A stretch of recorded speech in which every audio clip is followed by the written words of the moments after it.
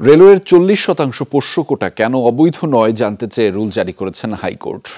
বিচারপতি মোস্তফা জামান ইসলাম ও বিচারপতি এস.এম. মাসুদ হোসেনের হাইকোর্ট বেঞ্চ এই রুল জারি করেছেন। আদালতে রিটের পক্ষে শুনানি করেন অ্যাডভোকেট মোহাম্মদ রকুনুজ্জামান। 26 মে বাংলাদেশ রেলওয়ের চাকরির নিয়োগে পোষ্য কোটা রাখার বৈধতা চ্যালেঞ্জ করে ও পোষ্য কোটা বাতিল চেয়ে হাইকোর্টের রিট দায়ের করা হয়।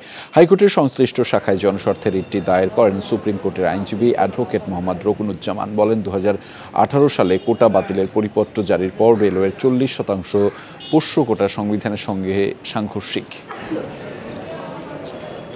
বিধানকে চ্যালেঞ্জ করে হাইকোর্টে রিট পিটিশন দায়ের করি এবং হিয়ারিং শেষে হাইকোর্ট আজ একটি রুল ইস্যু করে, অর্থাৎ এভাবে ইস্যু করে যে 2020 সালের যে কোটা রাখার যে বিধান, অর্থাৎ 40% পোষ্য কোটা, এটা কেন অবৈধ ঘোষণা করা হবে না।